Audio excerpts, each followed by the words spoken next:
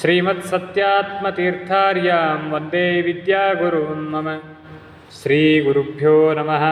ಹರಿ ಓಂ. ಶ್ರೀರಾಮಚಂದ್ರ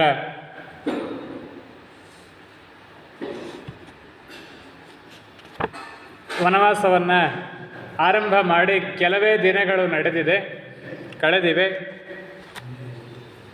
ಭರತ ಬಂದು ತಂದೆಯ ಅರ್ಧದೈಹಿಕವಾದಂತಹ ಎಲ್ಲ ಕ್ರಿಯೆಗಳನ್ನು, ಶ್ರಾದ್ದಾದಿ ಕರ್ಮಗಳನ್ನು ಮಾಡಿ ಪಟ್ಟಾಭಿಷಿಕ್ತನಾಗುವಂಥ ಸಚಿವರೆಲ್ಲ, ಮಂತ್ರಿಗಳೆಲ್ಲ ಹೇಳಿದಾಗ ಸರ್ವಥ ಇಲ್ಲ, ರಾಮನನ್ನೇ ಕರೆತಂದು ಅವನಿಗೆ ಪಟ್ಟಾಭಿಷೇಕವನ್ನು ಮಾಡೋಣ ಅಂತ ಹೇಳಿ ಶ್ರೀರಾಮಚಂದ್ರ ನಡೆದ ದಾರಿಯನ್ನೇ ಹುಡುಕುತ್ತಾ ಹೊರಟಿದ್ದಾನೆ. ಗುಹನ ಸಹಾಯವನ್ನು ಪಡೆದು ಗಂಗಾ ನದಿಯನ್ನು ತಾನು ದಾಟಿದ್ದಾನೆ. ತನ್ನ ಇಡೀ ಸೈನ್ಯವನ್ನು ಆ ಗುಹನ ಸಹಾಯದಿಂದಲೇ ಗಂಗಾ ನದಿಯನ್ನು ದಾಟಿಸಿ ಮುಂದೆ ಗುಹನ ಮಾತಿಗೆ ಅನುಗುಣವಾಗಿಯೇ ಭರದ್ವಾಜರ ಆಶ್ರಮಕ್ಕೆ ರಾಮಚಂದ್ರ ತೆರಳಿದ ಅಂತನ್ನುವಂತಹ ವಿಚಾರವನ್ನು ತಿಳಿದು ತಾನೂ ಕೂಡ ತನ್ನ ಸೇನೆಯೊಂದಿಗೆ ಆ ಭರದ್ವಾಜರ ಆಶ್ರಮವನ್ನು ಪ್ರವೇಶ ಮಾಡ್ತಾ ಇದ್ದಾನೆ. ವಸಿಷ್ಠೋ ಭರತಶ್ಚೀನಂ ಪ್ರಚ್ಛುರ್ಚತುರಾನನಂ ಶರೀರೇ ಅಗ್ನಿಷು ವೃಕ್ಷೇಷು ಶಿಷ್ಯೇಷು ಮೃಗಪಕ್ಷಿಷು. ಭರದ್ವಾಜಾಶ್ರಮಂ ದೃಷ್ಟ್ವಾ ಕ್ರೋಶಾದೇವ ನರಶರ್ಭಃ ಬಲಂ ಸರ್ವಮವಸ್ಥಾಪ್ಯ ಜಗಾಮ ಸಹ ಮಂತ್ರಿಭಿಃ. ಒಂದು ಕ್ರೋಶದಷ್ಟು ದೂರದಲ್ಲಿ ಭರದ್ವಾಜರ ಆಶ್ರಮ ಇದೆ ಅಂತ ಗೊತ್ತಾದಾಗ ಭರತ ರಥವನ್ನು ನಿಲ್ಲಿಸಿದ್ದಾನೆ. ಈ ಪ್ರಸಂಗದಲ್ಲಿ ವಾಲ್ಮೀಕಿಗಳು ಭರತನನ್ನು ಧರ್ಮಜ್ಞ ಅಂತ ಕರೀತಾರೆ. ಎಷ್ಟು ಆ ಸಮಯಕ್ಕೆ, ಆ ಪ್ರಸಂಗಕ್ಕೆ ಅನುಗುಣವಾದಂಥ ಶಬ್ದ ಪ್ರಯೋಗವನ್ನು ವಾಲ್ಮೀಕಿಗಳು ಮಾಡ್ತಾರೆ. ಪದ್ಭ್ಯಾಮೇವ ಹಿ ಧರ್ಮಜ್ಞ ನ್ಯಸ್ತ ಶಸ್ತ್ರ ಪರಿಚ್ಛದ. ಇದುವರೆಗೂ ಭರತ ಕ್ಷತ್ರಿಯೋಚಿತವಾದಂತಹ ವೇಷಭೂಷಣಗಳನ್ನು ಧಾರಣೆ ಮಾಡಿಕೊಂಡು ಬರ್ತಾ ಇದ್ದ. ಕೈಯಲ್ಲಿ ಬಿಲ್ಲು ಬಾಣಗಳಿವೆ, ಆ ಕ್ಷತ್ರಿಯರಿಗೆ ಉಚಿತವಾದಂತಹ ವೇಷಭೂಷಣಗಳಿವೆ, ಕಿರೀಟಗಳಿವೆ, ಕುಂಡಲಾದಿಗಳಿವೆ.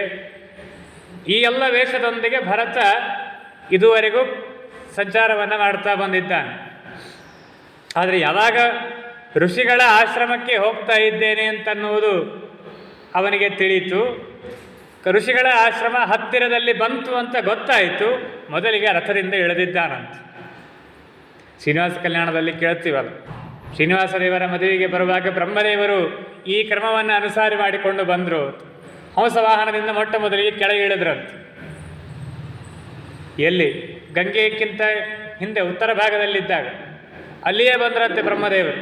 ಅಲ್ಲಿಯೇ ಹಂಸವಾಹನದಿಂದ ಕೆಳಗೆ ಇಳಿದ್ರಂತೆ. ಭಾರತದ ಮೇಲೆ ವಾಹನ ಏರಿ ಬರೋದು ಬೇಡ ಅಂತ. ಯಾಕೆ ಅಂದರೆ ಭಾರತ ಇದು ಇಡೀ ಪ್ರಪಂಚಕ್ಕೆ ದೇವರ ಮನೆ ಇದ್ದ ಹಾಗೆ ಅಂತ. ದೇವರ ಮನೆಗೆ ವಾಹನದಾಗ ಕೂತು ಹೋಗ್ತೇವೆ? ಇಲ್ಲ, ಕೆಳಗೆ ಇಳಿದು ನಡೀತಾ ಹೋಗ್ಬೇಕು.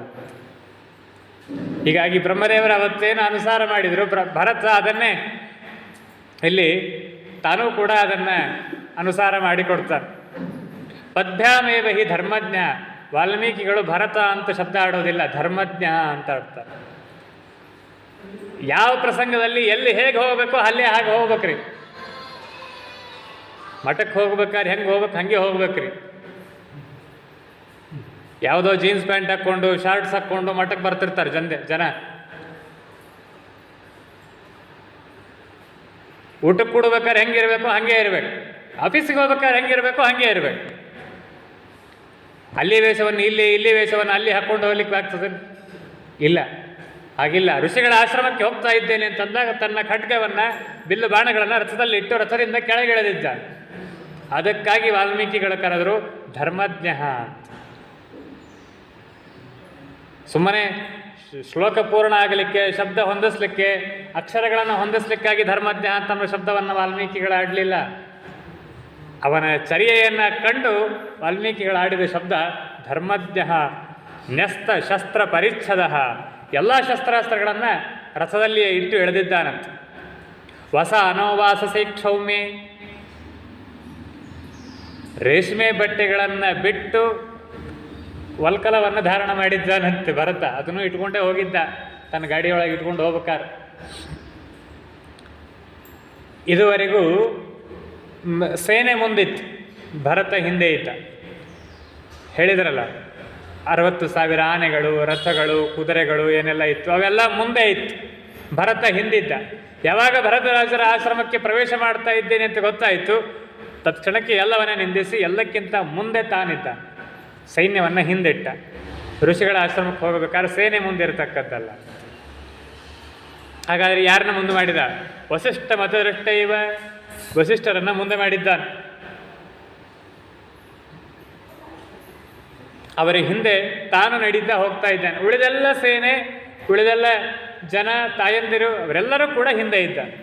ಇದು ಋಷಿಗಳ ಆಶ್ರಮಕ್ಕೆ, ದೇವರ ಮನೆಗೆ, ದೇವತೆಗಳ ಮನೆಗೆ ಸ್ವಾಮಿಗಳು ಬಂದಾಗ ನಾವೆಲ್ಲ ಅನುಸಾರ ಮಾಡಬೇಕಾದಂತಹ ಕ್ರಮ ಅಂತನ್ನೋದನ್ನು ಭರತ ಈ ಮೂಲಕವಾಗಿ ನಮಗೆಲ್ಲ ತಿಳಿಸಿಕೊಡ್ತಾನೆ. ಹೇಗೆ ಹೋಗಬೇಕು ಅಂತ ಅನ್ನೋದನ್ನು ತಿಳಿಸಿಕೊಡ್ತಾನೆ. ಸುಮ್ಮನೆ ನಾನು ಭಾಳ ಭಕ್ತಿ ಮಾಡ್ತೀನಿ ಅಂತ ಹೇಳಿ ಸ್ವಾಮಿಗಳು ಹಿಂದಿಂದ ತಿರುಗಿದ್ರೆ ಅದು ಭಕ್ತಿ ಅಂತ ಅನಿಸ್ಕೊಳ್ಳೋದಿಲ್ಲ.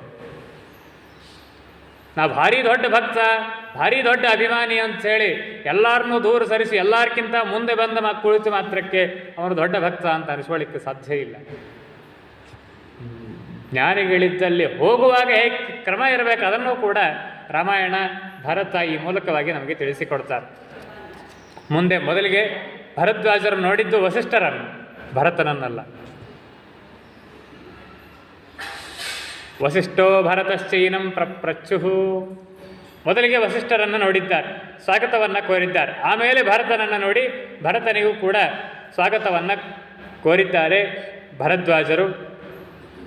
ತಥೇತಿ ತತ್ಪ್ರತಿಜ್ಞಾಯ ಭರದ್ವಾಜೋ ಮಹಾತಪಃ ಭರತಂ ಪ್ರತ್ಯುವಾಚೇದಂ ರಾಘವ ಸ್ನೇಹ ಬಂಧನಾತ್. ರಾಮನ ಮೇಲಿನ ಸ್ನೇಹದಿಂದ ಭರತನನ್ನು ಮಾತಾಡಿಸಿದರು ಅಂತ ವಾಲ್ಮೀಕಿಗಳು ಇಲ್ಲಿ ಹೇಳ್ತಾರೆ. ಅವರ ಎಲ್ಲ ಕುಶಲ ಪ್ರಶ್ನೆಯನ್ನು ಮೊದಲಿಗೆ ಮಾಡಿ, ಕಿಂಹಾಗಾಮನೆ ಕಾರ್ಯಂ ತವ ರಾಜ್ಯಂ ಪ್ರಶಾಸತಃ ಏತದಾಚಕ್ಷ್ವಮೇ ಸರ್ವಂ ನಹಿ ಮೇ ದೃಶ್ಯತೆ ಮನಃ. ರಾಜನಾಗಿರುವಂತಹ ನೀನು ಇಲ್ಲಿ ಬಂದ ಕಾರಣ ಏನು?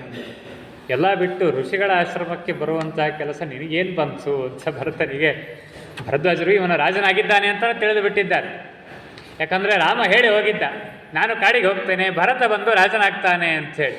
ಹೀಗಾಗಿ ಭರತ ಬಂದಾನೆ ಅಂತಂದ್ರೆ ರಾಜನಾಗಿಯೇ ಬಂದಾನೆ ಅಂತ ಭರದ್ವಾಜರು ತಿಳಿದು ಆ ಪ್ರಶ್ನೆಯನ್ನು ಕೇಳಿದ್ದಾರೆ. ರಾಜ್ಯದ ಪರಿಪಾಲನೆಯಲ್ಲಿ ನನಗೆ ಯಾವ ಅಪಾಯ ಆಗಿಲ್ಲ ತಾನೆ? ಏನು ವಿಶೇಷ ಇಲ್ಲಿ ಬಂದದ್ದು? ಅಥವಾ ರಾಮನ ಮೇಲೇನಾದರೂ ದಂಡೆತ್ತಿ ಹೋಗುವಂತಹ ಮನಸ್ಸಿನಿಂದ ಬಂದಿಯೋ ಹೇಗೆ? ಅದನ್ನು ಆ ಮಾತನ್ನು ಕೂಡ ಕೇಳೇ ಬಿಟ್ಟಿದ್ದಾರೆ. ಅಕಂಟಕಂ ಭಕ್ತುಮನ ರಾಜ್ಯಂ ತಸ್ಯಾನುಜಸ್ಯ ಚ. ನಿನ್ನ ಅನುಜನಾದ ರಾಮನಿಗೆ, ಲಕ್ಷ್ಮಣನಿಗೆ ದ್ರೋಹ ಮಾಡಲಿಕ್ಕೆ ಏನಾದರೂ ಹೊಂಟಿ ಏನು? ಅದಕ್ಕಾಗಿ ಈ ದಾರಿಯಲ್ಲಿ ಬಂದಿದ್ದೇನು? ಆ ಮಾತನ್ನು ಕೇಳಿದ್ದಾನೆ. ಇನ್ನೂ ಅನೇಕ ಮಾತುಗಳೆಲ್ಲ ಬರ್ತಿದೆ. ಅದನ್ನೆಲ್ಲ ಕೇಳಿದಾಗ ಭರತ ಕಣ್ಣೀರಿಟ್ಟು ಹೇಳ್ತಾನೆ, ಇಲ್ಲ, ನಾನು ರಾಜನಾಗೇ ಇಲ್ಲ. ರಾಜ್ಯದ ಪರಿಪಾಲನೆಯಲ್ಲಿ ನನಗೆ ಯಾವ ತೊಂದರೆಗಳು ಬರಲಿಕ್ಕೆ ಸಾಧ್ಯವೇ ಇಲ್ಲ. ಅದು ಅಯೋಧ್ಯೆ, ಹೀಗಾಗಿ ಅಲ್ಲಿ ಯಾವ ತೊಂದರೆಗಳು ಇರಲಿಕ್ಕೆ ಸಾಧ್ಯ ಇಲ್ಲ. ರಾಮನನ್ನೇ ಕರೆತರಬೇಕು ಅಂತ ಹೊರಟಿದ್ದೇನೆ. ಮಧ್ಯದಲ್ಲಿ ನಿಮ್ಮ ಆಶ್ರಮ ಕಂಡಿತು, ಗುಹ ಹೇಳಿದ ನಿಮ್ಮ ಆಶ್ರಮವನ್ನು ಕುರಿತು ರಾಮ ಬಂದಿದ್ದಾನೆ ಅಂತ ಹೇಳಿ, ಹೀಗಾಗಿ ರಾಮನನ್ನು ಹುಡುಕುತ್ತಾ ನಿಮ್ಮ ಆಶ್ರಮಕ್ಕೆ ಬಂದಿದ್ದೇನೆ ಅಂತ ಹೇಳಿ ಹೇಳ್ತಾರೆ ಭರತ. ಆಗ ಅವನ ತಾಯಂದಿರೆಲ್ಲ ಇಳಿದು ಬಂದು ಭರದ್ವಾಜರಿಗೆ ನಮಿಸಿ ಅವರಿಗೆ ಯಥೋಚಿತವಾದಂತಹ ಗೌರವವನ್ನು 3 ಜನ ತಾಯಂದಿರು ಮಾಡಿದ್ದಾರೆ. ಭರದ್ವಾಜರು ಅವರಿಗೆಲ್ಲ ಸ್ವಾಗತವನ್ನು ಹೇಳಿ ಭರತನ ಜೊತೆಗೆ ಸ್ವಲ್ಪ ಹೊತ್ತು ಮಾತನಾಡುತ್ತಾರೆ. ರಾಮಚಂದ್ರ ಇಲ್ಲಿ ಬಂದದ್ದು ನಿಜ, ಒಂದು ದಿವಸ ಇಲ್ಲಿ ಇದ್ದದ್ದು ನಿಜ. ನಾನು ಸಮರ್ಪಣೆ ಮಾಡಿದಂತಹ ಫಲಗಳನ್ನು, ನಾನು ಮಾಡಿ ಹಾಕಿದ ಅನ್ನವನ್ನು ಸ್ವೀಕಾರ ಮಾಡಿ ರಾಮಚಂದ್ರ ಇಲ್ಲಿಂದ ಚಿತ್ರಕೂಟದ ಮಾರ್ಗವಾಗಿ ತೆರಳಿ ಹೋಗಿದ್ದಾನೆ. ನನ್ನ ಆಶ್ರಮದಲ್ಲಿ ರಾಮಚಂದ್ರ ಈಗ ಇಲ್ಲಿಲ್ಲ. ದುರ್ಗಮವಾದ ಅರಣ್ಯವನ್ನು ನಾನೇ ಹೇಳಿದೆ. ಚಿತ್ರಕೂಟ ಬಹಳ ದುರ್ಗಮವಾದಂತಹ ಬೆಟ್ಟ, ಅದು ಭಾರೀ ಕ್ರೂರವಾದ ಹಿಂಸ್ರವಾದಂತಹ ಮೃಗಗಳಿಂದ, ಪಕ್ಷಿಗಳಿಂದ ಕೂಡಿದಂತಹ ವನ ಅದು. ಹೀಗಾಗಿ ಸೀತೆಯನ್ನು ಒಬ್ಬಳೇ ಹೆಂಗಸು, ಹೆಣ್ಣು ಮಗಳು, ಅವಳನ್ನು ಕರೆದುಕೊಂಡು ಹೋಗೋದು ಕ್ಷೇಮ ಅಲ್ಲ ಅಂತ ನಾನು ಹೇಳಿದೆ.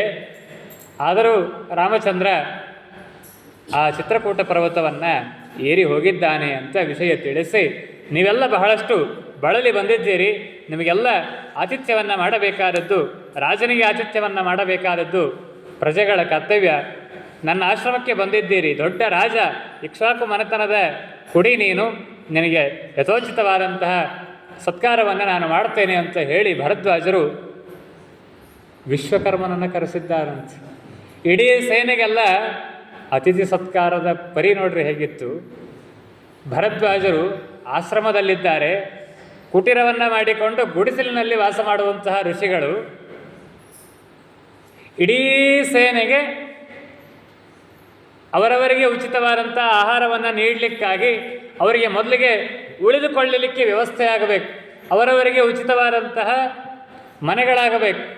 ಕೆಲವರಿಗೆ ಅದರಲ್ಲಿಯೂ ಅನೇಕ ಜನ ಋಷಿಗಳಿದ್ದಾರೆ, ವಸಿಷ್ಠರೇ ಮುಂದಾಗಿ ಇದ್ದಾರೆ, ಅವರಿಗೆಲ್ಲ ಯಥೋಚಿತವಾದಂತಹ ಆಸನಾದಿಗಳ ನಿರ್ಮಾಣ ಆಗಬೇಕು ಅಂತ ಹೇಳಿ ವಿಶ್ವಕರ್ಮನನ್ನೇ ನೆನೆಸಿದ್ದಾರಂತೆ. ವಿಶ್ವಕರ್ಮ ಬಂದು ಇವರಿಗೆಲ್ಲ ವ್ಯವಸ್ಥೆ ಮಾಡಿಕೊಡ್ಬೇಕು. ಎಂಥ ವ್ಯವಸ್ಥೆ ನೋಡಿ. ಓಂ ಪುರುಷಾರ್ಥೋತ ಶಬ್ದಾದಿತಿ ಬಾದರಾಯಣ ಓಂ ಅಂಥೇಳಿ ವೇದವ್ಯಾಸದೇವರು ಬ್ರಹ್ಮಸೂತ್ರಗಳಲ್ಲಿ 4ನೇ ಅಧ್ಯಾಯದ 4ನೇ ಪಾದದ 1ನೇ ಸೂತ್ರ, ಓಂ ಪುರುಷಾರ್ಥೋತ ಶಬ್ದಾದಿತಿ ಬಾದರಾಯಣ ಓಂ ಅಂಥೇಳಿ ಅಲ್ಲಿ ಇದನ್ನೇ ಹೇಳ್ತಾರೆ. ಎಲ್ಲಿಂದ ಬಂತು ಭರದ್ವಾಜರಿಗೆ ಇಷ್ಟೆಲ್ಲ? ಎಲ್ಲಿಂದ ಬಂತು? ಏನು ಗಂಟು ಕಟ್ಟಿ ಗಳಿಸಿ ಇಟ್ಟಿದ್ರೆ ಇಷ್ಟೆಲ್ಲ ಜನರಿಗೆ ಊಟಕ್ಕೆ ಹಾಕ್ಲಿಕ್ಕೆ ಅವರ ಹತ್ರ ಎಲ್ಲಿ ಕಲೆಕ್ಷನ್ ಮಾಡಿದ್ರು? ಯಾರ್ಯಾರ ಮನೆಗಳಿಗೆ ಅಡ್ಡಾಡಿ ಚಂದ ಎತ್ತಿದ್ರು? ಯಾವ ಬ್ಯಾಂಕಿನಲ್ಲಿ ಎಫ್ ಡಿ ಇಟ್ಟಿದ್ದಂತಂದರು? ಏನಿಲ್ಲ ಅಂತ. ಓಂ ಪುರುಷಾರ್ಥೋತ ಶಬ್ದಾದಿತಿ ಬಾದರಾಯಣ, ಅಪರೋಕ್ಷ ಜ್ಞಾನದ ಮಹಿಮೆಯಿಂದ ಇಷ್ಟೆಲ್ಲ ಆಯಿತು ಅಂತ ವರ್ಣನೆ ಮಾಡ್ತಾರೆ. ಭರದ್ವಾಜರು ವಿಶ್ವಕರ್ಮನನ್ನು ಕರೆಸಿ ಅವನಿಗೆ ಆದೇಶವನ್ನು ಮಾಡ್ತಾರೆ, ಅಗ್ನಿಶಾಲೆಯನ್ನು ಮೊದಲಿಗೆ ಸಿದ್ಧ ಮಾಡಿಕೊಡು. ಅನೇಕ ಜನ ಗೃಹಸ್ಥರಿದ್ದಾರೆ, ವಾನಪ್ರಸ್ಥಾಶ್ರಮಗಳಿದ್ದಾರೆ, ಅವರಿಗೆಲ್ಲ ಯಥೋಚಿತವಾದಂತಹ ರೀತಿಯಲ್ಲಿ ಅವರವರ ಹೋಮ ಹವನಾದಿಗಳಿಗೆ ಅನುಕೂಲ ಆಗಬೇಕು. ಹೀಗಾಗಿ ಅಗ್ನಿಶಾಲೆಗಳನ್ನು ನಿರ್ಮಾಣ ಮಾಡಿಕೊಡು ಬೇರೆ ಬೇರೆ. ಆಮೇಲೆ ಬೇರೆ ಬೇರೆ ನದ್ಯಭಿಮಾನಿ ದೇವತೆಗಳನ್ನು ಕರೆಸಿದ್ದಾರೆ ತಮ್ಮ ಅಪರೋಕ್ಷ ಜ್ಞಾನದ ಮಹಿಮೆಯಿಂದ. ಅಪರೋಕ್ಷ ಜ್ಞಾನದ ಮಹಿಮೆ, ಆ ಅಪರೋಕ್ಷ ಜ್ಞಾನ ಆದರೆ ಏನೆಲ್ಲ ಸಾಧಿಸಬಹುದು ಅಂತನ್ನೋದನ್ನು ಕೂಡ ರಾಮಾಯಣ ಈ ಮುಖಾಂತರವಾಗಿ ನಮಗೆಲ್ಲ ತಿಳಿಸಿಕೊಡ್ತದೆ. ಅನೇಕ ಜನ ಇದ್ದಾರೆ, ಕ್ಷತ್ರಿಯರಿದ್ದಾರೆ, ಸೈನ್ಯದಲ್ಲಿ ದುಡಿಯುವಂತಹ ಯೋಧರಿದ್ದಾರೆ, ಅವರಿಗೆಲ್ಲ ಯಥೋಚಿತವಾದ ಆಹಾರ ಬೇಕು, ನೀರಿನ ವ್ಯವಸ್ಥೆ ಆಗಬೇಕು. ನದ್ಯಭಿಮಾನಿ ದೇವತೆಗಳನ್ನೇ ಪ್ರಾರ್ಥಿಸಿದ್ದಾರಂತೆ. ಹೇಗೆ? ಎಂತಹ ನದ್ಯಭಿಮಾನಿ ದೇವತೆಗಳು? ಅದನ್ನು ದಾಖಲು ಮಾಡಿ ಹೇಳ್ತಾರೆ ವಾಲ್ಮೀಕಿಗಳು. ಪೃಥಿವ್ಯಾಂ ಅಂತರಿಕ್ಷೇಚ ಸಮಯಾಂತ್ವದ್ಯ ಸರ್ವಶಃ. ಕೆಲವು ಪೂರ್ವಗಾಮಿಯಾಗಿ ನದಿಗಳು ಹರಿತವೆ, ಕೆಲವು ಪಶ್ಚಿಮಗಾಮಿಯಾಗಿ ಹರಿತವೆ. ಎರಡೂ ಗಾಮಿಯಾಗಿ ಹರಿಯುವಂತಹ ನದಿಗಳು, ಅವುಗಳ ಅಭಿಮಾನಿ ದೇವತೆಗಳನ್ನು ಕರೆಸಿದ್ದಾರಂತೆ. ಅನೇಕ ಜನ ಬೇರೆ ಬೇರೆ ತರಹದ ಸುರಾಪಾನಾದಿಗಳನ್ನು ಮಾಡುವಂಥವರಿದ್ದಾರೆ, ಅವರಿಗೆಲ್ಲ ಅದನ್ನು ಸಿದ್ಧ ಮಾಡುವಂಥವರಿಗೆ ಕರೆಸಿದ್ದಾರೆ ಭರದ್ವಾಜರು. ಇಲ್ಲಿ ವ್ಯಾಖ್ಯಾನಕಾರರು ತಿಳಿಸಿಕೊಡ್ತಾರೆ. ನಮ್ಮ ಇವತ್ತಿನ ಬುದ್ಧಿವಂತರು ಅಂತ ಅನಿಸಿಕೊಂಡವರು ಈ ಎಲ್ಲ ಶ್ಲೋಕಗಳಿಗೆ ತಪ್ಪಾಗಿ ಅರ್ಥ ಮಾಡಿಕೊಂಡು ಏನೇನೋ ರಾಮಚಂದ್ರನೇ ಸುರಾಪಾನ ಮಾಡ್ತಿದ್ದ, ಮದ್ಯಪಾನ ಮಾಡ್ತಿದ್ದ ಅಂತೆಲ್ಲ ಅರ್ಥ ಮಾಡಿಬಿಟ್ಟಿದ್ದಾರೆ. ಇಲ್ಲಿ ವ್ಯಾಖ್ಯಾನಕಾರರು ಸ್ಪಷ್ಟವಾಗಿ ತಿಳಿಸಿಕೊಡ್ತಾರೆ. 11 ತರಹದ ಮದ್ಯಗಳಿವೆ, ಅದರಲ್ಲಿ 10 ತರಹದ ಮದ್ಯ ಅವಶ್ಯ ಸೇವನೆಗೆ ಯೋಗ್ಯ, ಜ್ಯೂಸ್ ಇದ್ದಂಗವು. ಒಂದು ಮಾತ್ರ ಅದಕ್ಕೆ ಸುರ ಅಂತ ಹೆಸರು, ಸುರಾಪಾನ, ಇದು ನಿಷಿದ್ಧ. 11 ತರಹದ ಮದ್ಯಗಳಿವೆ, ಅವ ಹೆಸರನ್ನು ಹೇಳ್ತಾರೆ. ಪಾನಸಂ, ದ್ರಾಕ್ಷಂ, ಮಾಧುಕಂ, ಖಾರ್ಜೂರಂ, ತಾಲಂ, ಐಕ್ಷವಂ, ಮಧುಸ್ತಂ, ಸೈರಂ, ಆರಿಷ್ಟಂ, ಮೈರೇಯಂ, ನಾರಿಕೇಲಜಂ. ಇವೆಲ್ಲ ಮದ್ಯಗಳ ಹೆಸರೇ ಇವು. ಪಾನಸ ಅಂತಂದರೆ ಹಲಸಿನ ಹಣ್ಣಿನಿಂದ ಒಂದು ತರಹದ ಮದ್ಯವನ್ನು ತಯಾರು ಮಾಡ್ತಾರೆ, ಅದಕ್ಕೆ ಪಾನಸ ಅಂತ ಹೆಸರು. ದ್ರಾಕ್ಷಿ ಹಣ್ಣಿನಿಂದ ತಯಾರಾಗುವಂತಹ ಮದ್ಯಕ್ಕೆ ದ್ರಾಕ್ಷ ಅಂತ ಹೆಸರು. ಹಾಗೆ ಮಾಧಕ, ಖಾರ್ಜೂರ, ತಾಲ, ಐಕ್ಷವ, ಮಧುತ್ಥ, ಸೈರ, ಆರಿಷ್ಟ, ಮೈರೇಯ, ನಾರಿಕೇಲಜ ಅಂತ ಹೀಗೆ 10-11 ಬಗೆಯಾದಂತಹ ಮದ್ಯಗಳು. ಇವೆಲ್ಲವೂ ಕ್ಷತ್ರಿಯರಿಗೆ ಪಾನಕ್ಕೆ ಯೋಗ್ಯವಾದವುಗಳೇ. ರಾಮಚಂದ್ರನೂ ಕೂಡ ಕ್ಷತ್ರಿಯ, ಹೀಗಾಗಿ ಯೋಗ್ಯವಾದ ಪಾನಾದಿಗಳನ್ನು ರಾಮಚಂದ್ರ ಮಾಡ್ತಿದ್ದ ಅನ್ನುವಲ್ಲಿ ತಪ್ಪಿಲ್ಲ. ಇದನ್ನು ತಪ್ಪಾಗಿ ಅರ್ಥ ಮಾಡಿಕೊಂಡು ಮದ್ಯ ಸೇವನೆಯನ್ನು ಮಾಡ್ತಿದ್ದ ರಾಮಚಂದ್ರ ಅಂತ ಅರ್ಥ ಮಾಡೋ ಮಂದಿದ್ದಾರೆ. ಅದನ್ನು ಹೇಳ್ತಾರೆ, ಸಮಾನಾನಿ ದ್ವಾದಶಂತು ಸುರ ಮದ್ಯಂ ಸರ್ವೇಷಾಂ ಅಧಮಂ ಸ್ಮೃತಂ. 12ನೇದ್ದು ಸುರ ಎಂಬುದಾಗಿ ಅದನ್ನು ಹೇಳ್ತಾರೆ. ಅದು ಸರ್ವೇಷಾಂ ಅಧಮಂ ಸ್ಮೃತಂ, ಈ ಎಲ್ಲ ಮದ್ಯಗಳಿಗಿಂತಲೂ ಅತ್ಯಂತ ಅಧಮವಾದಂತಹ ಮದ್ಯ ಅದು. ಸುರಾಪಾನಂ ಸಕೃತ್ಕೃತ್ವ, ಅಕಸ್ಮಾತ್ ಏನಾದರೂ ಸುರಾಪಾನವನ್ನು ಮಾಡಿದರೆ ಅದಕ್ಕೇನು ಪ್ರಾಯಶ್ಚಿತ್ತ ಅಂತನ್ನೋದನ್ನು ಹೇಳ್ತಾರೆ. ಯೋ ಅಗ್ನಿವರ್ಣಾಂ ಸುರಾಂ ಪ್ರಭೇತ್, ಯಾವ ಸುರಾಪಾನ ಅರ್ಥಾತ್ ಮದ್ಯವನ್ನು ಇವತ್ತೆಲ್ಲ ಸಿಗುತ್ತದಲ್ಲ ಅದನ್ನೇನಾದರೂ ಪಾನ ಮಾಡಿದರೆ ಅದಕ್ಕೇನು ಪ್ರಾಯಶ್ಚಿತ್ತ ಅಂತಂದರೆ ಮತ್ತೆ ಅದನ್ನೇ ಕುಡಿಬೇಕಂತ. ಎಂಥದ್ದು ಕುಡಿಬೇಕು? ಆರಿದ್ದು ಕುಡಿದಿರ್ತಾನೆ, ಮೊದಲಿಗೆ ಬಿಸಿ ಬಿಸಿ ಬಿಸಿ ಬಿಸಿ ಕುದಿಯುವಂಥ ಸುರಾಪಾನವನ್ನು ಮಾಡಿ ದೇಹ ಬಿಡಬೇಕಂತ, ಅದೇ ಪ್ರಾಯಶ್ಚಿತ್ತ ಅಂತ. ಸುರಾಪಾನ ಮಾಡಿದ್ದಕ್ಕೆ ಏನು ಪ್ರಾಯಶ್ಚಿತ್ತ ಅಂತಂದರೆ ಸುರಾಪಾನವೇ ಪ್ರಾಯಶ್ಚಿತ್ತ ಅಂತ. ಎಂಥ ಸುರಾಪಾನ ಅಂತ? ಬಿಸಿ ಬಿಸಿ ಕುದಿಯುವಂಥ ಸುರಾಪಾನವನ್ನು ಮಾಡಿ ದೇಹ ಬಿಡಬೇಕಂತ, ಅದೇ ಪ್ರಾಯಶ್ಚಿತ್ತ ಅಂತ. ಅದನ್ನು ಇಲ್ಲಿ ಶಾಂತಿ ಪರ್ವದ ಮಾತದು, ಅದನ್ನು ಇಲ್ಲಿ ವ್ಯಾಖ್ಯಾನಕಾರರು ಯಾರು ಇಲ್ಲಿ ಅದನ್ನು ಸಂಗ್ರಹ ಮಾಡಿ ಇಲ್ಲಿ ತಿಳಿಸಿಕೊಡ್ತಾರೆ. ಹೀಗೆ 11 ಬಗೆಯಾದಂತಹ ಮದ್ಯಗಳು ಅವು ಕ್ಷತ್ರಿಯರಿಗೆ ಉಚಿತವಾದವುಗಳೇ, ಆ ಪಾನಕ್ಕೆ ಯೋಗ್ಯವಾದವುಗಳೇ. ಅವುಗಳನ್ನು ಕ್ಷತ್ರಿಯರಿಗೆ ಪಾನಕ್ಕಾಗಿ ಭರದ್ವಾಜರು ಇಲ್ಲಿ ವ್ಯವಸ್ಥೆಯನ್ನು ಮಾಡಿದ್ದಾರೆ. ಹೀಗೆ ಅನೇಕ ಜನರಿಗೆ ಬೆಲ್ಲದಿಂದ ತಯಾರಾಗುವಂತಹ ಮದ್ಯ, ಜೇನುತುಪ್ಪದಿಂದ ತಯಾರಾಗುವಂತಹ ಮದ್ಯ ಏನು ಇವತ್ತು ಅವು ಏನೇನೋ ಇರ್ತಾವಲ್ರಿ, ಅವು ಕೆಂಪು ಮುಚ್ಚಳದ ಬಾಟ್ಲಿ, ನೀಲಿ ಮುಚ್ಚಳದ ಬಾಟ್ಲಿ, ಗೊತ್ತಾಯ್ತಲ್ಲ, ಹಂಗಿದ್ದಂಗೆ ಅವು ಬೇರೆ ಏನಲ್ಲ. ಬೇರೆ ಬೇರೆ ಹಣ್ಣಿನ ರಸಗಳಿದ್ದಂತೆ ಇರಬಹುದು ಅವೇನೋ. ಆದರೆ ಸುರಾಪಾನವನ್ನು ಮಾತ್ರ ನಿಷೇಧವನ್ನು ಮಾಡಿದ್ದಾರೆ. ಘೃತಾಚಿ, ವಿಶ್ವಾಚಿ, ಮಿಶ್ರಕೇಶಿ ಎನ್ನುವಂತಹ ಅನೇಕ ಅಪ್ಸರೆಯರನ್ನು ಕರೆಸಿದ್ದಾರೆ. ಬೇರೆ ಬೇರೆ ಗಂಧರ್ವರನ್ನು ಕರೆಸಿದ್ದಾರೆ. ಅವರಿಗೆಲ್ಲ ಮಾರ್ಗದ ಆಯಾಸ ವಿಶ್ರಾಂತವಾಗಲಿ ಅಂತ ಹೇಳಿ ಅನೇಕ ನರ್ತನಗಳನ್ನು, ಗಾನಗಳ ಸಭೆಯನ್ನು ಏರ್ಪಡಿಸಿದ್ದಾರೆ. ಮಾರ್ಗಾಯಾಸ ಇವರಿಗೆಲ್ಲ ಆಗಿದೆ ಅಂತ ಹೇಳಿ ಭರದ್ವಾಜರಿಗೆ ವಿಚಾರ ನೋಡ್ರಿ, ಇಷ್ಟೆಲ್ಲ ಹೆಂಗೆ ಬಂದಿತ್ತು ಅವರಿಗೆ.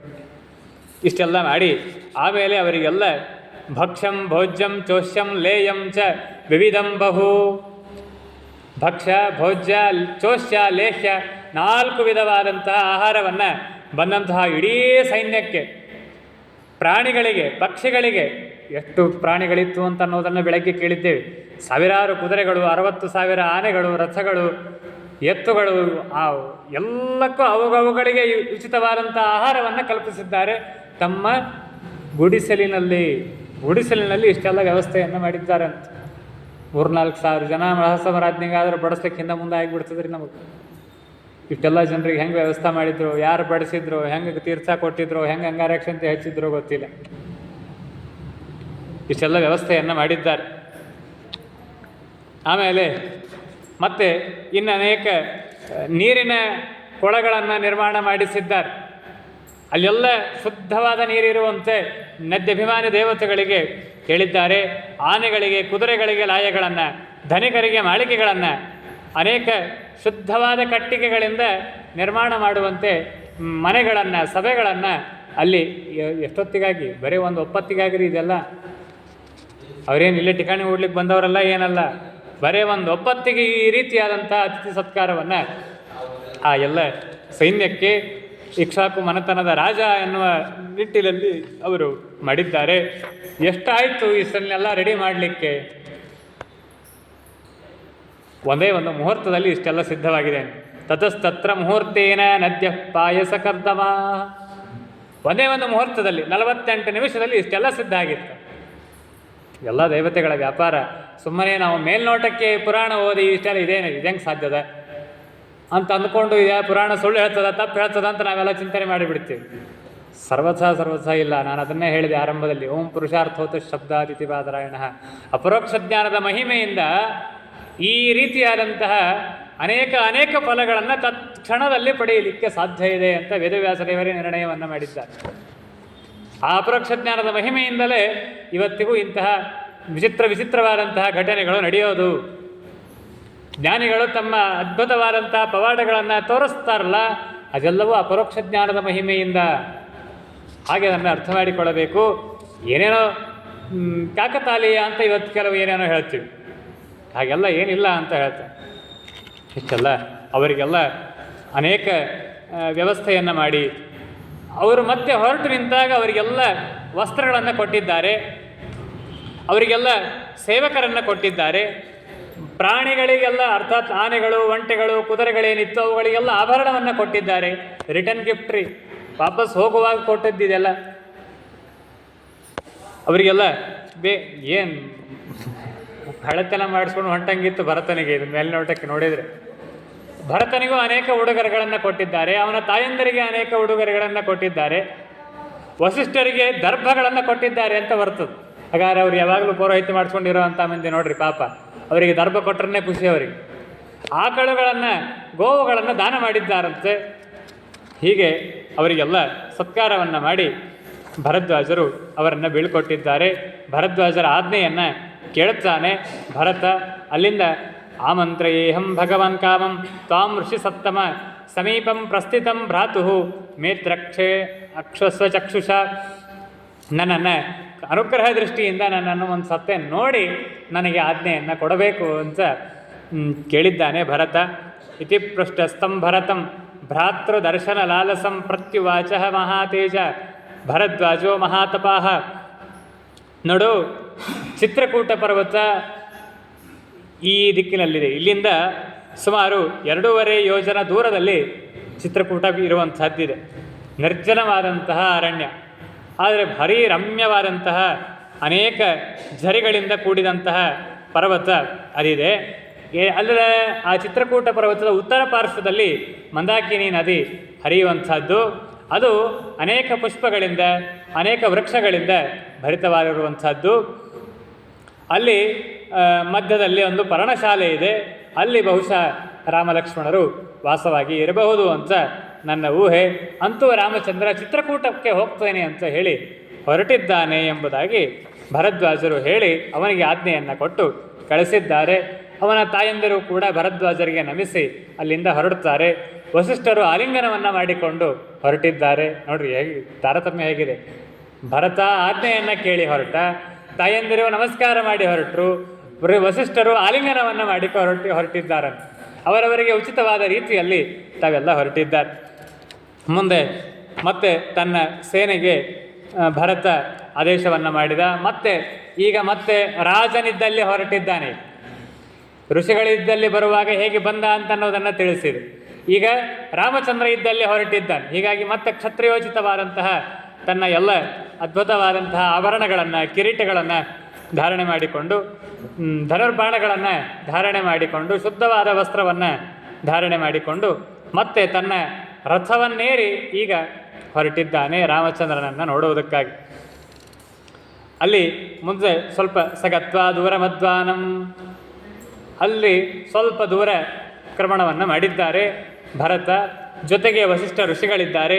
ಅಯಂ ಗಿರಿಶ್ಚಿತ್ರಕೂಟ ಇಯಂ ಮಂದಾಕಿನಿ ನದಿ. ಇದೇ ದೂರದಲ್ಲಿ ಇಲ್ಲೇನು ಕಾಣ್ತಾ ಇದೆ ಅದೇ ಚಿತ್ರಕೂಟ ಪರ್ವತ, ಇಲ್ಲಿ ಹರಿಯುವಂತಹ ನೀರು ಅದೇ ಮಂದಾಕಿನಿ ನದಿ ಎಂಬುದಾಗಿ ತೋರಿಸಿದ್ದಾರೆ ವಸಿಷ್ಠ ಋಷಿಗಳು. ಅದನ್ನು ನೋಡಿ ಮತ್ತೆ ರಾಮನಿಗೆ ಮತ್ತೆ ದುಃಖ ಆಯಿತಂತ. ಎಂಥಲ್ಲಿ ಇರಬೇಕಾಗಿತ್ತು ರಾಮ, ಇಂಥ ಘೋರವಾದ ಅರಣ್ಯ, ಹಿಂಸ್ರವಾದಂತಹ ಮೃಗಗಳ ಧ್ವನಿ ಇಲ್ಲಿವರೆಗೂ ಕೇಳ್ತಾ ಇದೆ. ಅಂತಹ ಹಿಂಸ ಪಶುಗಳ ಮಧ್ಯದಲ್ಲಿ ಹೇಗಿದ್ದಾನೆ ರಾಮಚಂದ್ರ ಅಂತ ಅನ್ನೋದನ್ನು ಚಿಂತನೆ ಮಾಡುತ್ತಾ ಭರತ ಮತ್ತಷ್ಟು ರೋದನವನ್ನು ಮಾಡಿದ್ದಾನೆ. ತಾನೂ ಗಾಬರಿಯಾಗಿದ್ದಾನೆ ಅಂತ ಮೇಲ್ನೋಟಕ್ಕೆ ತೋರಿಸ್ತದೆ. ಗಾಬರಿಯಾಗುವಂತಹ ವ್ಯಕ್ತಿ ಅಲ್ಲ, ಸುಮ್ಮನೆ ಆ ರೀತಿಯಾಗಿ ತನ್ನ ದೇಹವನ್ನು ಕಂಪಿಸಿ ತೋರಿಸಿದ್ದಾನೆ ಅಂತ ಹೇಳ್ತಾರೆ. ಇಷ್ಟೆಲ್ಲ ನಡೀತು. ದೊಡ್ಡ ಸೈನ್ಯ, ಭಾರಿ ದೊಡ್ಡದಾದ ಸೈನ್ಯ, ಅನೇಕ ಶಬ್ದಗಳನ್ನು ಮಾಡ್ತಾ ಇದು ಬರ್ತಾ ಇದೆ. ಆ ಚಿತ್ರಕೂಟ ಪರ್ವತದಲ್ಲಿ ರಾಮ, ಲಕ್ಷ್ಮಣ, ಸೀತೆ ಅವರು ವಾಸವಾಗಿದ್ದಾರೆ. 1-2 ಅಧ್ಯಾಯ ಬರೀ ಆ ಚಿತ್ರಕೂಟ ಪರ್ವತ ಹೇಗಿತ್ತು, ರಾಮಚಂದ್ರ ಸೀತೆಗೆ ಅಲ್ಲಿ ನಿತ್ಯ ನದಿಗೆ ಕರ್ಕೊಂಡು ಹೋಗ್ತಿದ್ದ, ಆ ನದಿಯನ್ನು ವರ್ಣನೆ ಮಾಡ್ತಾ ಇದ್ದ, ಅಲ್ಲಲ್ಲಿರುವಂತಹ ಪಕ್ಷಿ ಸಂಕುಲವನ್ನು ತೋರಿಸ್ತಾ ಇದ್ದ, ಅನೇಕ ವಿಚಿತ್ರವಾದಂತಹ ಪ್ರಾಣಿ ಸಂಕುಲವನ್ನು ಪರಮಾತ್ಮ ರಾಮಚಂದ್ರ ಸೀತೆಗೆಲ್ಲ ಪರಿಚಯ ಮಾಡಿಸಿದ ಅಂತ ಇಲ್ಲಿ ಬರ್ತದೆ. ಅಲ್ಲಿರುವಂತಹ ಅನೇಕ ಮಂದಾಕಿನಿ ನದಿಯಲ್ಲಿರುವಂತಹ ಕೆಂದಾವರೆಗಳು ಅವುಗಳಿಂದ ಸೀತೆಯ ಕೇಶಕ್ಕೆ ಅಲಂಕಾರ ಮಾಡಿಸ್ತಾ ಇದ್ದ ಅಂತನ್ನುವಂಥ ಅನೇಕ ವರ್ಣನೆ ಮುಂದಿನ 2 ಅಧ್ಯಾಯಗಳಲ್ಲಿ ಬರ್ತದೆ. ಇಷ್ಟಾದ ಮೇಲೆ ಸೀತಾರಾಮರು ಒಂದು ಗಿಡದ ಬುಡದಲ್ಲಿ ಕುಳಿತಿದ್ದಾರೆ. ಈ ಭರತನ ಸೇನೆಯ ಶಬ್ದ ಕೇಳಿಸ್ತಾ ಇದೆ. ರಾಮ ಲಕ್ಷ್ಮಣನಿಗೆ ಹೇಳಿದ, ಏನು ಶಬ್ದ ನೋಡು, ಯಾವುದೋ ಒಂದು ಸೈನ್ಯದ, ರಾಮಚಂದ್ರ ಸರ್ವಜ್ಞ, ಅವನಿಗೆಲ್ಲವೂ ಗೊತ್ತು, ಭಾರತ ಬಂದದ್ದು ಗೊತ್ತು, ಬರ್ತಾನೆ ಅನ್ನೋದು ಗೊತ್ತು, ಮುಂದೇನಾಗತ್ತೆ ಎಲ್ಲವೂ ಗೊತ್ತು.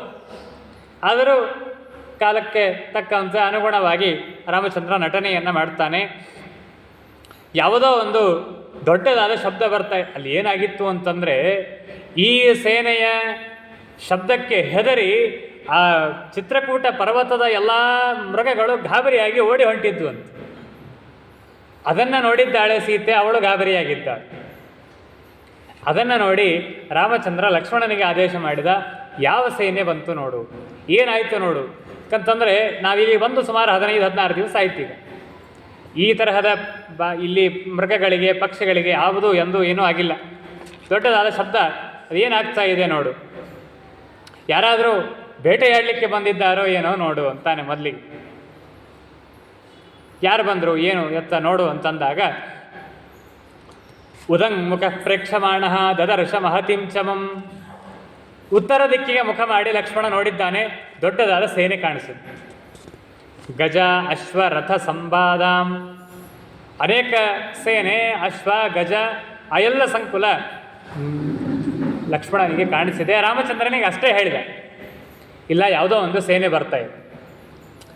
ಸೇನೆ ಬರ್ತಾ ಇದೆ ಅಂದರೆ ಅಷ್ಟೇ ಹೇಳ್ತೀವಿ, ಸ್ವಲ್ಪ ಸರಿಯಾಗಿ ನೋಡು ಯಾರದು ಸೇನೆ ಅದು. ಅಲ್ಲೆಲ್ಲ ಧ್ವಜಗಳು ಪತಾಕೆಗಳು ಇದ್ದೇ ಇರ್ತದೆ, ಯಾವ ರಾಜ್ಯದ್ದು ಏನು ಎತ್ತ ಗೊತ್ತಾಗತ್ತೆ ನೋಡು ಅಂತಂದಾಗ ಲಕ್ಷ್ಮಣ ಆ ಗಿಡದ ಮೇಲೆ ಹತ್ತಿದ್ದಾನಂತೆ. ಗಿಡದ ತುದಿಗೆ ಹತ್ತಿ ನೋಡಿ ಹೇಳ್ತಾನೆ, ಇದು ಇನ್ಯಾರ್ದೂ ಅಲ್ಲ, ನಮ್ಮ ರಾಜ್ಯದ್ದೇ ಸೇನೆ ಬರ್ತಾ ಇದೆ, ಭರತ ಬರ್ತಾ ಇದ್ದಾನೆ. ಸಿಟ್ಟಿಗೆದ್ದು ಬಿಟ್ಟ ಲಕ್ಷ್ಮಣ, ಅವನು ಹಾಗೆ ತಿಳಿದು ಬಿಟ್ಟಿದ್ದಾನೆ. ಭರತ ಬಹುಶಃ ರಾಜ್ಯದ ಮದನಿಂದ ನಮ್ಮ ಮೇಲೆ ಯುದ್ಧಕ್ಕೆ ಬರ್ತಾ ಇರುವಂತೆ ತೋರ್ತಾ ಇದೆ. ಯಾಕಂದರೆ ಇಷ್ಟೆಲ್ಲ ಚತುರಂಗದ ಸೇನೆಯನ್ನು ಕರೆದುಕೊಂಡು ಬರ್ತಾ ಇರುವಾಗ ಬಹುಶಃ ರಾಮಚಂದ್ರನ ಮೇಲೆ ದಂಡೆತ್ತಿ ಬರುವಂತೆ ಭರತ ತೋರ್ತಾ ಇದ್ದಾನೆ. ಸೀತೆಗೆ ಆದೇಶವನ್ನು ಮಾಡಿದ, ನೀನು ಮೊದಲಿಗೆ ಗುಹೆಯನ್ನು ಸೇರಿಕೊಂಡು ಬಿಡು,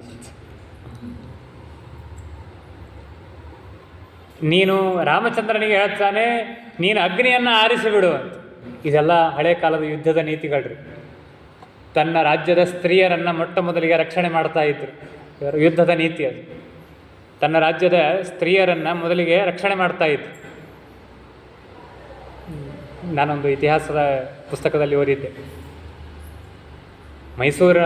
ಆಂಗ್ಲೋ ಮೈಸೂರು ಯುದ್ಧ, ಬ್ರಿಟಿಷರಿಗೂ ಮೈಸೂರಿನ ಮಹಾರಾಜರಿಗೂ ಯುದ್ಧ ಆಗುವಂತಹ ಪ್ರಸಂಗದಲ್ಲಿ ಮೈಸೂರಿನ ಮಹಾರಾಜರು ತನ್ನ ಅರಮನೆಯಲ್ಲಿರುವಂತಹ ರಾಣಿಯರನ್ನು, ರಾಣಿಯ ಸೇವಕಿಯರನ್ನು, ಇನ್ನಿತರ ಅನೇಕ ಊರಿನಲ್ಲಿರುವಂತಹ ಗಣ್ಯ ಗೃಹಸ್ಥರ ಮಡದಿಯರನ್ನು ಎಲ್ಲರನ್ನೂ ಶ್ರೀರಂಗಪಟ್ಟಣದ ರಂಗನಾಥನ ದೇವಸ್ಥಾನದಲ್ಲಿ ಅವರನ್ನು ಸಂರಕ್ಷಣೆ ಮಾಡಿದ್ರಂತೆ.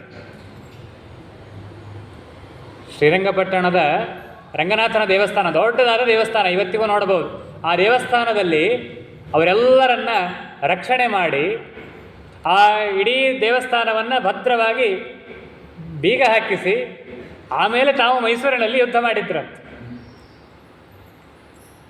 ಇದಾದ ಮೇಲೆ ಅಷ್ಟೇ ಅಲ್ಲ, ಆ ಸಮಯದಲ್ಲಿ ಇಬ್ಬರು ರಾಜಕುಮಾರರು, ಆ ರಾಜಕುಮಾರರು ರಕ್ಷಣೆ ಆಗಬೇಕು. ಅಕಸ್ಮಾತ್ ಈ ರಾಜ ಯುದ್ಧದಲ್ಲಿ ಏನಾದರೂ ಮಡಿದು ಹೋದ ಅಂತಂದರೆ ಮುಂದಿನ ರಾಜಕುಮಾರರು ಅಪಹಾರ ಆಗಿರಬಾರ್ದು. ಶತ್ರುಪಡೆ ರಾಜಕುಮಾರರನ್ನು ಅಪಹಾರ ಮಾಡಿಕೊಂಡು ತಗೊಂಡು ಹೋಯ್ತು ಅಂತಂದರೆ ಹಾಗೂ ಆಗಿರಬಾರ್ದು. ಅವರಿಗೆ ಮತ್ತೆ ರಕ್ಷಣೆಯನ್ನು ಬೇರೊಂದು ಕಡೆ ಮಾಡಿದ್ರಂತೆ. ಅದು ಗುಟ್ಟಾಗಿ ಯಾರಿಗೂ ಗೊತ್ತಿಲ್ಲದಂತೆ. ಹೀಗೆ ವ್ಯವಸ್ಥೆ ಇತ್ತು ಹಿಂದಿನ ಕಾಲದಲ್ಲಿ. ಅಗ್ನಿಯನ್ನು ಆರಿಸುವಂತ ಹೇಳಿದ್ದಾನೆ ಲಕ್ಷ್ಮಣ ರಾಮನಿಗೆ. ಸೀತೆಗೆ ಗುಹೆಯಲ್ಲಿ ಕೂಡಲಿಕ್ಕೆ ಹೇಳಿದ್ದಾರೆ. ಬಂದರೆ ಬರಲಿ ಸೇನೆಯನ್ನು, ನಾವಿಬ್ಬರು ನೋಡಿಕೊಳ್ಳೋಣ ಅಂತ. ಹೀಗೆ ವ್ಯವಸ್ಥೆಯನ್ನು ಲಕ್ಷ್ಮಣ ರಾಮಚಂದ್ರನಿಗೆ ಹೇಳಿದ್ದಾನೆ. ವೃಕ್ಷವನ್ನು ಮೇಲೇರಿ ಲಕ್ಷ್ಮಣ ಇಷ್ಟೆಲ್ಲ ಹೇಳಿ ಕೆಳಗೆ ಬಂದು ತಾನು ತನ್ನ ಧನಸ್ಸುಗಳನ್ನು ಬಾಣಗಳನ್ನು ಸಿದ್ಧ ಮಾಡಿಕೊಂಡಿದ್ದಾನಂತೆ ಲಕ್ಷ್ಮಣ. ಇವರಿಗೆ ಭರತ ಯುದ್ಧಕ್ಕಾಗಿ ಬರ್ತಾ ಇದ್ದಾನೆ ಅಂತಲೇ ಇವರಿಗೆ ತಲೆಯಲ್ಲಿ ಇದ್ದದ್ದು. ತಾನು ರಾಜ್ಯದ ಬಹುಶಃ ರಾಮನನ್ನು ನನ್ನನ್ನು ಸಂಹಾರ ಮಾಡಿ ನಾವೆಂದೂ ಮತ್ತೆ ಅಯೋಧ್ಯೆಗೆ ತಿರುಗಿ ಹೋಗದಂತೆ ಭರತ ವ್ಯವಸ್ಥೆ ಮಾಡಿಕೊಂಡಿದ್ದಾನೋ ಏನೋ. ಹಾಗೆ ತಾನು ಚಿಂತನೆಯನ್ನು ಮಾಡ್ತಾನೆ. ಅದ್ಯ ಪುತ್ರಂ ಹತಂ ಸಂಖ್ಯೆ ಕೈಕೇಯಿ ರಾಜಕಾಮುಕ ಮಯ್ಯಾ ಪಶ್ಯೇತ್ ಸುಖ ದುಃಖಾರ್ಥ ಹಸ್ತಿ ಭಗ್ನಮಿವ ಧ್ರುವಂ.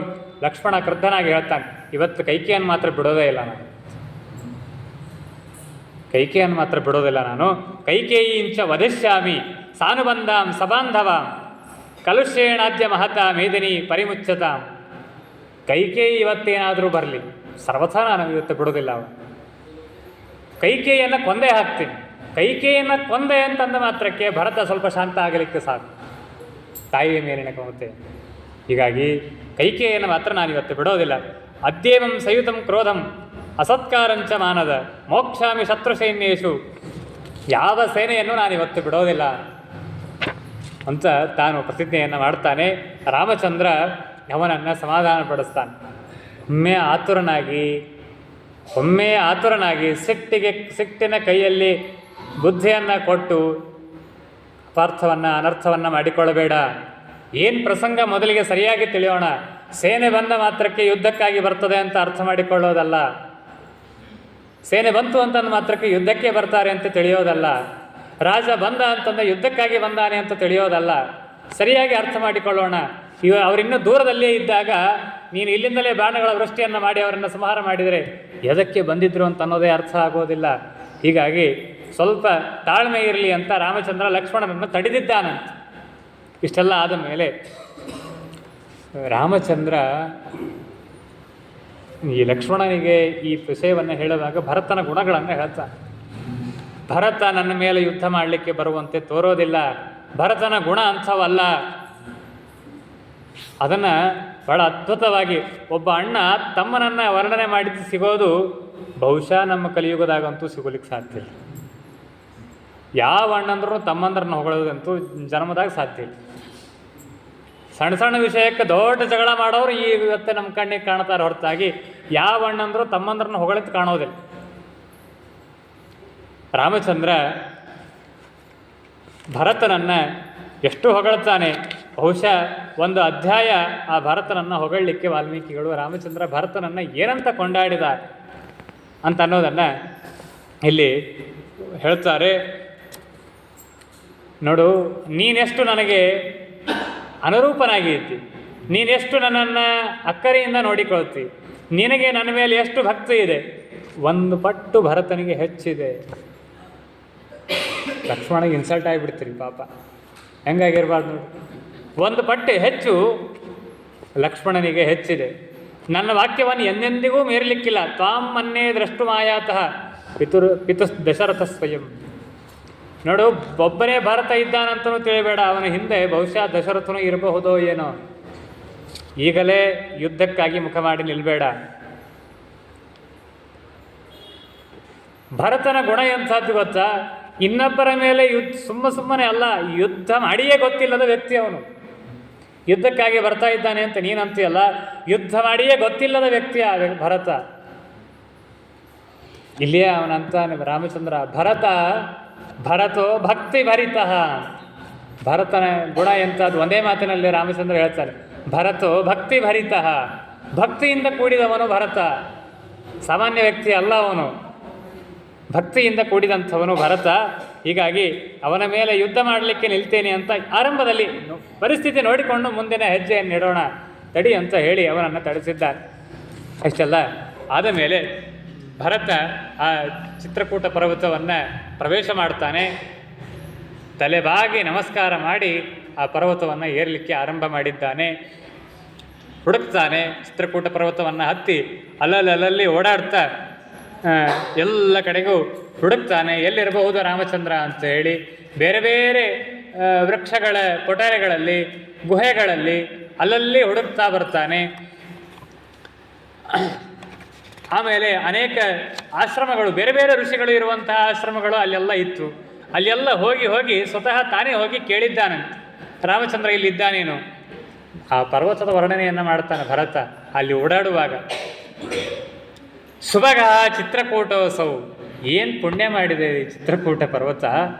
ಗಿರಿ ರಾಜೋಪಮೋ ಗಿರಿಹಿ ಯಸ್ಮಿನ್ ವಸತಿ ಕಾಕುತ್ಸ್ಥಃ. ರಾಮಚಂದ್ರ ಬಂದು ಇಲ್ಲಿ ವಾಸ ಮಾಡಿದ್ದಾನೆ ಅಂತಂದರೆ ಏನು ಭಾಗ್ಯ ಈ ಚಿತ್ರಕೂಟ ಪರ್ವತದ್ದು ಅಂತಾನೆ ಭರತ. ಕುಬೇರ ಇವ ನಂದನೆ, ನಂದನವನದಲ್ಲಿ ಕುಬೇರ ಇದ್ದಾಗೆ ಈ ಚಿತ್ರಕೂಟ ಪರ್ವತದ ರಾಮಚಂದ್ರನನ್ನು ಹೊತ್ತು ಇರುವಂಥದ್ದು ಅಂತ ಭರತ ಅಲ್ಲೆಲ್ಲ ಹುಡುಕ್ತಾನೆ. ಆಮೇಲೆ ಭರತ ದೂರದಲ್ಲಿ ನೋಡ್ತಾನೆ, ಅಲ್ಲಿ ಹೊಗೆ ಕಾಣಿಸ್ತದೆ. ಹೊಗೆ ಕಾಣಿಸಿದ್ದನ್ನು ನೋಡಿ ಬಹುಶಃ ರಾಮಚಂದ್ರ ಇಲ್ಲಿರಬಹುದು ಅಂತನ್ನುವ ಸಂದೇಹವನ್ನು ಪಡ್ತಾನೆ. ಜೊತೆಗೆ ಭರದ್ವಾಜರನ್ನು ಕರೆದುಕೊಂಡೇ ಬಂದಿರ್ತಾನೇನೋ ಅನ್ನಿಸ್ತದೆ. ವಸಿಷ್ಠರಂತೂ ಜೊತೆಗೆ ಇದ್ದಾರೆ. ಅಲ್ಲಲ್ಲಿ ಏನೆಲ್ಲ ನೋಡ್ತಾನೆ ಅಂತನ್ನೋ ವರ್ಣನೆ ಬರ್ತದೆ. ರಾಮಚಂದ್ರ ಏನು ಕುಟೀರವನ್ನು ಮಾಡಿಕೊಂಡು ಒಂದು ಗುಡಿಸಲನ್ನು ಮಾಡಿಕೊಂಡಿದ್ದ, ಅಲ್ಲಿ ಹೋಗಲಿಕ್ಕಾಗಿ ದಾರಿಯನ್ನು ಮಾಡಿಕೊಂಡಿದ್ದಾರೆ. ಬಹುಶಃ ನಿತ್ಯದಲ್ಲಿ ನದಿಯಿಂದ ತನ್ನ ಕುಟೀರಕ್ಕೆ ಹೋಗಲಿಕ್ಕಾಗಿ ದಾರಿಯನ್ನು ಮಾಡಿಕೊಂಡಿದ್ದಾರೆ. ಅಲ್ಲಿ ದರ್ಭಗಳನ್ನು ಹಾಸಿದ್ದಾರೆ, ನಾರು ಮಡಿಗಳನ್ನು ಹಾಕಿದ್ದಾರಂತೆ. ದಾರಿಯ ಉದ್ದಕ್ಕೂ ನಾರು ಮಡಿಗಳನ್ನು ಹಾಕಿದ್ದಾರೆ. ದದರ್ಶನ ಮನೆ ತಸ್ಮಿನ್ ಮಹತಃ ಸಂಚಯಾನ್ ಕೃತಾನ್ ಮೃಗಾಣಾಂಚ ಮಹಿಷೀಣಾಂಚ ಕರಿಷ್ಯೆ ಶೀತಕಾರಕಂ. ಸಗಣಿಯ ಬೆರಣಿಗಳನ್ನು ತಟ್ಟಿ, ಕುರುಳು ಅಂತ ಕರಿತೀರಲ್ಲ, ಆ ಕುರುಳುಗಳನ್ನು ತಟ್ಟಿದ್ದಾರಂತೆ ಆ ದಾರಿಯುದ್ದಕ್ಕೂ. ಅವುಗಳ ರಾಶಿಯನ್ನು ಮಾಡಿಟ್ಟಿದ್ದನ್ನು ನೋಡಿದ್ದಾನೆ ಭರತ. ಹಾಗಾದರೆ ಇದು